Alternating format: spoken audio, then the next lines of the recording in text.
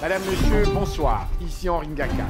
Ne ratez surtout pas nos prochaines émissions présentées à ICI Télévision depuis Montréal. Ça va causer.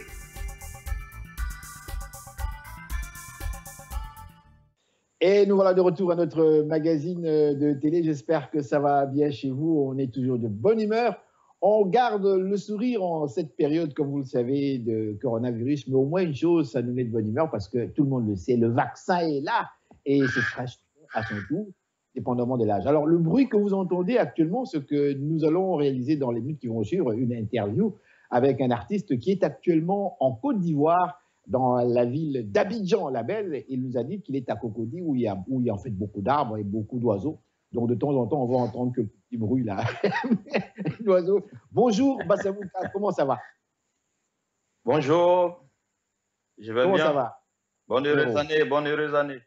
Ah oui, c'est vrai. Je ne vous ai pas souhaité. Alors là, je vous souhaite à l'africaine, mon cher, je vous souhaite la santé, le succès, la réussite, l'amour, toute la famille. Je vous souhaite surtout, on oublie, adieu coronavirus, bientôt avec le vaccin trouvé. Dites-moi, en Côte d'Ivoire, comment est-ce que vous vivez ça, cette période, en fait, où justement on a entendu parler de ce vaccin, mais par contre, on a aussi constaté une chose, c'est que pour les pays africains, la plupart des pays africains, c'est la Chine qui va les approvisionner. Est-ce que c'est le cas chez vous en Côte d'Ivoire? Je crois que jusque-là, le gouvernement ne nous a pas encore situé sur la provenance de ce vaccin. Quel serait, de toutes ces puissances-là, le pays qui va réellement nous approvisionner en ce qui concerne ce vaccin. Mais déjà, il faut savoir que ici, la vie a repris. On a passé l'étape des couvre-feux et d'autres mesures qui avaient été prises depuis le début de cette pandémie. Aujourd'hui, chacun de nous a conscience que la COVID-19 est une réalité.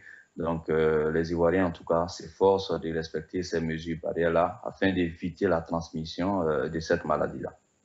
Mais justement, les couvre-feux, parce que nous, actuellement, nous sommes en plein dedans. Dites-moi, comment ça s'est passé? Est-ce que tout le monde a respecté réellement ce fameux couvre-feu-là? Je suppose que c'est la police qui était à l'extérieur ou bien c'était l'armée plutôt qui était carrément sur place, n'est-ce pas, pour faire respecter ce fameux couvre-feu? Oui, il faut dire que dans les débuts, les gens n'avaient pas bien compris le mécanisme de cette maladie-là. Il n'y avait pas beaucoup d'informations. On ne savait pas à quoi on avait réellement affaire. On s'est dit, bon voilà, on nous tombe là-dessus avec des mesures ça et là. Donc, le respect des mesures barrières des couvre-feux, en tout cas, c'était pas aisé, c'était difficile. Mais au fur et à mesure que la communication s'est faite, les populations se sont rendues compte que c'était une réalité et qu'il fallait respecter ces mesures-là. Donc, dans le prolongement du processus, c'est vrai, à un moment donné, c'était agaçant, mais tout le monde a compris que c'était pour le bien-être de tous. Mais moi, j'ai vu une vidéo par hasard, ça ne se passait pas en Côte d'Ivoire, mais dans un pays africain, justement durant cette période de couvre-feu, où en fait la population est invitée à rester chez elle absolument. Mais je ne vous parle pas de Côte d'Ivoire, mais je parle de notre pays. J'ai vu une image qui m'a frappé. Un policier qui arrête un jeune monsieur qui, lui, était sorti alors que c'était interdit de sortir. Et on voit le monsieur couché par terre avec le policier et sa matraque en train de lui frapper là, sur ses fesses. Mais pendant qu'il frappait ce monsieur-là, il était en train vraiment de frapper là, avec un sérieux. Là. Et il était en train de carrément le dire, mais toi, tu n'as pas compris qu'il ne fallait pas sortir. Hein? Paf! On ne va plus jamais sortir. Hein? Paf! Quand on te dit ne sors pas, tu ne sors pas. Hein? Paf! Tu n'as pas compris, toi, qu'il ne faut pas sortir. Hein? Paf! Et je voyais le monsieur crier comme je me suis dit, mais dis donc, on a vraiment utilisé les méthodes solides et très sérieuses pour justement forcer les gens à rester dans chez eux. Mais dites-moi, est-ce que selon vous, est-ce qu'il y a eu des résultats positifs? Le fait d'avoir arrêté quand même la population, demander aux gens de rester chez eux pendant un certain temps, est-ce que selon vous, il y a eu des résultats positifs? Oui, bien évidemment, ça a évité la propagation du virus. Ça a permis à l'autorité de circonscrire les différentes poches et tout de suite là de faire l'état des lieux et au fur et à mesure de voir comment procéder par élimination, la réduction vraiment de la transmission de cette maladie. Voilà, je dis aujourd'hui à Abidjan, c'est beaucoup plus relax, mais on n'oublie pas qu'il y a des mesures barrières à respecter. Frérot, On a parlé, longue introduction à l'africaine. Je vais revenir à notre concept de l'émission. Je parle avec un artiste, je parle avec un humoriste, je parle avec un intellectuel. Qui êtes-vous? Qui êtes-vous? Je suis Diomandé Mamadou à l'état civil. Bassamouka, c'est le nom d'artiste que j'ai choisi. Samouka qui est de la région d'où je viens, Samouka Samaouka. Voilà, le nord sur la Côte d'Ivoire, plus précisément la ville de Touba. Je suis artiste, comédien et chanteur. Également commissaire général d'un festival de musique reggae à Abidjan qui se nomme Yop Reggae Festival. Reggae, reggae, reggae. On va tout de suite là, puisqu'on a fait une bonne introduction. Et moi, personnellement, je suis un fan disons, reggae depuis les années, je dirais, 78, 79, avec les Bob Marley, les Peter Tosh et Jimmy Cliff. On pensait qu'on était des marginaux dans ce temps-là. Et aujourd'hui, on voit que Bob Marley, non mais c'est vrai, parce qu'on parlait pratiquement pas d'eux. Et on voit qu'aujourd'hui, ça, comme on dit ici, ça a pogné. Alors, on va aller directement avec votre première vidéo que vous nous avez présentée, pour permettre à notre public qui nous suit actuellement de vous voir en pleine action. Quel titre on va présenter maintenant? J'ai envoyé 3 vidéos, à vous de voir laquelle vous sied et vous la lancez. On est ensemble, mon frère, on est ensemble à la télévision. Balance-nous la vidéo, nous on va choisir. Vas-y, donne-nous le titre que vous voulez. Allez-y. Allez, Peau blanche. Peau blanche. Juste avant d'y aller, oui. Pourquoi peau blanche? J'ai fait un constat, c'est que les Africains que nous sommes, on a un complexe d'infériorité vis-à-vis de la race blanche. Donc, j'ai sorti cette chanson afin d'interpeller un peu les Noirs, les Africains, leur dire que dans aucun livre saint, il est écrit qu'une race est au-dessus d'une autre. Voilà, donc si on veut sortir du sous-développement dans lequel nous sommes, il va falloir élever un peu notre niveau mental. Voilà, pour faire avancer, pour faire bouger les lignes. Le monde, c'est un combat. Chacun de nous doit travailler pour pouvoir faire avancer son continent ou son pays. D'accord. Avant qu'on aille vers cette vidéo, mon frère, frérot, il y a de nombreux Africains qui vous regardent actuellement là. Que répondez-vous à ceux qui se sentent fâchés, choqués, que vous osiez leur dire qu'ils se sentent inférieurs aux Blancs, alors que moi, je connais personnellement des Africains qui vous diraient ça. Ils vont vous dire, hey, le Blanc, c'est un humain comme moi. La seule différence, c'est que lui est blanc, moi je suis noir. C'est la couleur, comme un petit peu les fameux animaux. Il y a des animaux qui sont gris, machin. Les humains, c'est pareil. Alors pourquoi est-ce qu'on aurait un complexe d'infériorité alors que nous sommes que des humains? Qu'est-ce que vous répondez à cela? Déjà, on fait le constat que des Africains se dépigmentent la peau parce qu'ils veulent avoir une peau plus claire, une peau plus blanche. Mais c'est vraiment décevant que de voir cela. Dieu, dans sa bonté, a créé ce monde-là avec beaucoup de diversité. Voilà. Si Dieu voulait d'un monde avec une race blanche uniquement, il allait le faire. S'il voulait un monde avec une race noire, il allait le faire. Mais il vous dirait que les gens vont se coucher au soleil pendant toute la journée. Ils payent de l'argent pour aller se coucher au soleil pendant toute la journée, pour avoir la peau bronzée. Est-ce que sont-ils complexés?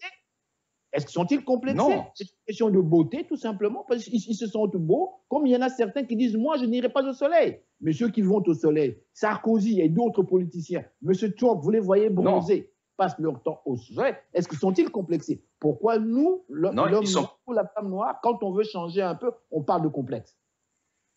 Mais justement, parce que l'Occident, le blanc, a réussi à inculquer aux Africains qu'ils étaient les meilleurs, qu'ils étaient au-dessus de nous. Voilà, ça, c'est normal, c'est des bonnes guerres. Le monde, c'est une bataille. Chacun court pour être premier, pour occuper un rang assez considérable. Chacun cherche à dominer l'autre. Comme on le dit, on est dans une jungle. Donc, les Noirs que nous sommes, nous, on est dans les émotions. Tu vois, le blanc, il n'est pas dans ça. Le blanc, il est concret, il se met au travail. L'Africain est un peu attentif. Je vais dire quoi? Il est dans son coin, il attend. Il est dans la superstition, il croit que tout va tomber du ciel, tu vois, comme le Père Noël arrive le 24 ou le 25 donner des cadeaux aux enfants.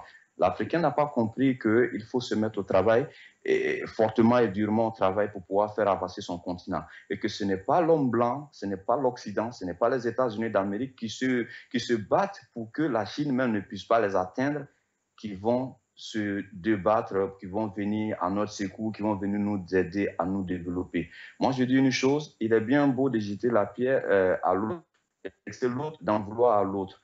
Mais je pense que pour gagner du temps et pour aller loin, il faut se remettre en cause soi-même. Tu auras les solutions à ton problème. Et les Africains, on est dans l'émotion, qu'on ne croit pas que c'est étant dans l'émotion qu'on va faire bouger les lignes. La vie, c'est un combat, on le dit au quotidien, qu'on se mette au travail, réellement au travail, qu'on quitte dans les petitesses, qu'on essaie d'avoir une grandeur d'esprit pour faire avancer le continent. Kassamouka, en direct donc depuis Abidjan, la Côte d'Ivoire. On y va avec la première vidéo, ça nous a pris du temps, hein. Peau blanche.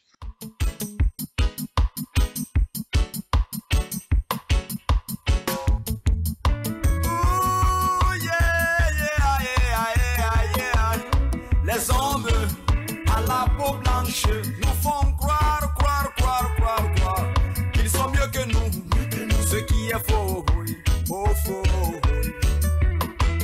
Qu'ils n'oublient pas qu'ils sont rien sans nous. Sans nous, ça c'est une vérité qu'ils ignorent peut-être. Yeah. Ils font tout pour nous imposer la misère. À travers les guerres, ils font tout pour nous imposer la merde. À travers les terres, la traversée du désert a assez duré pour nous. Frères noirs, les hommes à la peau blanche nous font croire qu'ils sont mieux que nous, ce qui est faux, faux. Qu'ils n'oublient pas qu'ils sont rien sans nous. Sans nous, ça c'est une vérité qu'ils ignorent peut-être. Yeah. Une révolution, une vraie révolution de la jeunesse africaine pourra nous sortir du trou. Une révolution, une vraie révolution de la jeunesse africaine pourra nous sortir d'affaires. Je ne m'adresse pas aux lâchants, mais plutôt aux anciens d'esprit. Je ne m'adresse pas aux lâchants, mais plutôt aux anciens d'esprit. Les hommes à la peau blanche nous font croire qu'ils sont mieux que nous, ce qui est faux, faux. Qu'ils n'oublient pas qu'ils sont rien sans nous. Sans nous, ça c'est une vérité qu'ils ignorent peut-être. Yeah.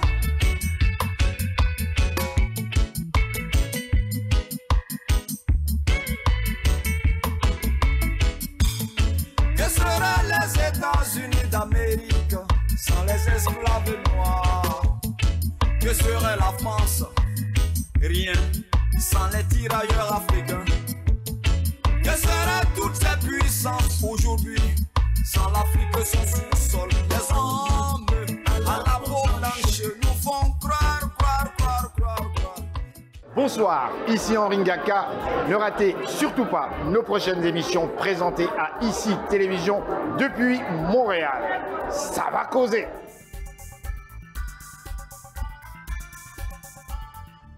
Alors, Peau blanche avec l'artiste ivoirien. J'avais dit Kassamouka, je m'excuse, je n'aime pas faire des fautes de nom. C'est bien Bassamouka, c'est bien cela. Et je vous demande l'empereur Mao, il faut ajouter l'empereur Mao.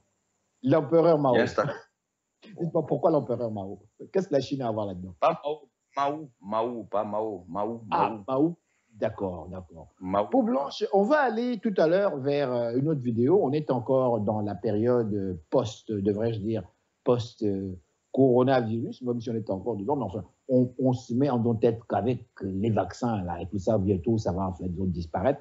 On ira tantôt avec votre deuxième type, qui est réconciliation, un peu plus tard. Mais justement, je vous pose cette question, réconciliation, pourquoi? Parce qu'on est en guerre, que vraiment ça ne va pas du tout chez vous en Côte d'Ivoire? Non, le titre c'est « Se réconcilier ». Oui. 3 points de suspension. se réconcilier, 3 points de suspension. Et je l'ai sorti en 2010, juste avant l'élection présidentielle. Question pour moi de prévenir, attirer l'attention des hommes politiques sur la dérive qui prenaient les choses et inviter aussi les populations à faire attention, à comprendre que la politique, c'est un jeu. Et qu'après la rébellion de 2002, il y a eu assez d'accords, des discussions qui ont débouché à cette élection de 2010 et qu'il fallait qu'on en sorte vraiment sans vraiment se tirer là-dessus. Malheureusement, le message n'a pas été perçu et on a passé de l'étape de la crise post-électorale. En 2015, il y a eu une élection, mais en 2020, encore les tensions ont refait surface. Et moi, ici, j'interpelle tout le monde à être sincère dans les actions que nous posons en faveur de la paix. Voilà, parce que le constat que j'ai fait, c'est qu'il y a un peu d'hypocrisie, il y en a qui cherchent à ruser, alors que quand on parle de paix, il faut aller sincèrement et franchement pour le bien-être même de cette nation-là. Voilà. D'accord. Aujourd'hui, nous sommes en 2021. Moi, je parle avec un artiste, frérot. Je vous perçois comme un artiste, c'est-à-dire quelqu'un qui crée. Quelqu'un qui crée. Vous savez, la création, c'est pas facile parce que souvent, c'est Dieu. Hein, c'est Dieu qui balance ce qu'on a. C'est plus fort que dans l'intello. Hein. Aujourd'hui, la Côte d'Ivoire, du moins de loin, le public observe, le public regarde ce qui se passe au sein des pays africains. Et nous-mêmes aussi, nous vivons aussi des changements un peu par-ci, par-là dans le monde. Et lorsqu'on regarde, par exemple, ce qui se passe aux États-Unis, pour l'Africain que vous êtes, je suis certain que vous devez vous dire, mais comment? Mais c'est comme si c'était dans un pays africain quelque part. La plus grande puissance hégémonique au monde, où on va envahir, imaginez-vous, le monument historique, le temple de la politique américaine. Pour moi, il y a de quoi transmettre. Et en plus, voilà, on se pose cette question. Si c'était des Noirs, et c'est là ma question, on n'a pas vu, comme vous avez dit tantôt, on n'a pas vu, on a vu quelques Noirs là. Moi, j'ai même détecté la photo d'un jeune Kenyan, là, un don étudiant, qui était là. J'ai vu, on a même pointé le gars. Mais on n'a pas vu de Noirs comme tel sur place lors de cette invasion-là. Quelques-uns peut-être. Mais imaginez-vous la ville de Washington. La ville de Washington est peuplée en majoritaire des Noirs comme tel. C'est la population majoritaire qui est là. Les Noirs se sont terrés chez eux. Ils ont dit, ah non, ça, c'est l'affaire des Blancs. Nous, on n'y va pas. Alors, je vous pose la question à vous, premièrement. Qu'est-ce qui vous a frappé en tant qu'Ivoirien qui avait vécu des situations d'instabilité politique en Afrique, chez vous, lorsque vous percevez ce genre d'image? Quelle est votre interprétation par rapport à ce que vous avez vu dernièrement à la télévision? Du moins, en fait, je parle ici de l'invasion même du Capitole à Washington. On a tous été choqués de voir que la première puissance du monde ait une telle réaction. Et en même temps, nous autres, ça nous conforte dans nos positions qui est celle de dire aux Africains que le blanc n'est pas forcément le plus intelligent, n'est pas forcément celui-là qui doit donner les meilleurs exemples. Voilà, donc c'est ce que je peux dire sur cette question. Dire aux Noirs que blanc... Dites-moi, pourquoi ne pas simplement cesser de comparer, de dire le blanc est plus intelligent ou moins intelligent que le noir, simplement de considérer le blanc comme un être humain, comme vous, un noir. Ce sont des êtres humains qui ont les mêmes problèmes, qui ont les mêmes défauts, qui ont les mêmes joies, les mêmes jouissances, les mêmes besoins que nous. Ce ne sont pas des gens différents. Alors, pourquoi vouloir toujours comparer? Non, justement. Non, nous, on ne compare pas. En fait, le combat que nous, on mène, c'est que les Africains comprennent que ce que vous êtes en train de dire là, c'est ça qui est la vérité. On est tous les mêmes. Nous sommes des êtres humains. C'est pourquoi je dis que on est régi par des livres, on dira quoi, des livres saints. Mais aucun de ces livres ne dit qu'une race est supérieure à une autre. Donc, si les Africains doivent se mettre au travail, qu'ils le fassent. On a souvent cette impression-là que c'est en Occident ou dans les États-Unis d'Amérique et autres que la vie est la meilleure et que c'est le meilleur, tu vois, des exemples. Non, non. Donc, nous, on interpelle les gens pour dire, les gars, eux et nous, là, on est au même niveau, on est au même pied d'égalité. Voilà. Donc, quand on a ces gens de situations qui se passent aux États-Unis d'Amérique, je pense que le Noir va comprendre pour dire, ah, ceux qui passent leur temps en longueur de journée à nous donner des leçons de démocratie et autres, ils ne sont pas eux-mêmes parfaits, ils ne sont pas exempts de reproches. Donc, ça voudrait dire qu'on peut faire une démocratie à l'africaine, on peut revoir nos modes de fonctionnement ici en interne, ne pas forcément calquer ce qui vient de l'Occident ou ce qui vient de, je ne sais pas quoi, de Jupiter ou de Mars. Alors, on va aller tout de suite là, encore une fois, à cette vidéo que vous avez appelée donc la réconciliation, c'est bien ça? Non, se réconcilier, 3 points de suspension. Se réconcilier, pardon, se réconcilier. Merci. Se réconcilier, c'est bien beau. Se pardonner, c'est bien gentil. Mais en ajoutant l'acte à la parole, car la parole sans acte n'a pas de sens. Mais en ajoutant l'acte à la parole, car la parole sans acte n'a pas de sens. Alors, on va terminer cette interview. On va faire une dernière tranche pour présenter aussi une autre vidéo que vous avez envoyée ici. En fait, ça s'appelle Kikasoso, si je ne m'abuse. C'est ça, c'est bien dit. Pour une fois là, tu n'as pas écorché. Kikasoso, c'est en Maoka, c'est dans ma langue maternelle. Et ça veut dire que le moustique, ça parle de ce moustique-là qui s'assoit sur les testicules. En fait, c'est des paroles fortes, des paroles imagées. Attends aussi, attends. Quoi, moustique, il ne choisit pas d'autre place. Il va seulement aller là, sur les testicules. Mais quel moustique, dis donc? Justement. En fait, là, dans la chanson, c'est que des paroles imagées, mais dans ma langue, pour dire que quand on a un pouvoir, il ne faut pas abuser. Sinon, un tout petit détail, comme le moustique, peut nous faire chuter. Tu vois, quand le moustique qui se pose là, le positionnement est tellement délicat qu'à vouloir l'enlever de force, on va se faire mal. Donc, c'est des paroles comme ça imagées. Pour dire que les situations les plus chaudes, on les résout que dans le dialogue et pas par la violence. Mais moi, je vous dis qu'il y en a ici dernièrement, là, il y a quelques personnes ici là, qui se sont fait piquer par des moustiques imaginaires. Mais en plus, sur les testicules, vous vous rendez compte, c'est pas bon. Frérot, je vous dis merci infiniment. Je rappelle Bassa Bouka qui nous parle donc depuis Abidjan, la belle, en Côte d'Ivoire. On va présenter donc cette dernière vidéo. L'empereur, donc on a parlé ici de Kikasoso, c'est bien ça. Je ne me suis pas trompé cette fois-là. Yes, non, c'est bien dit. Aïman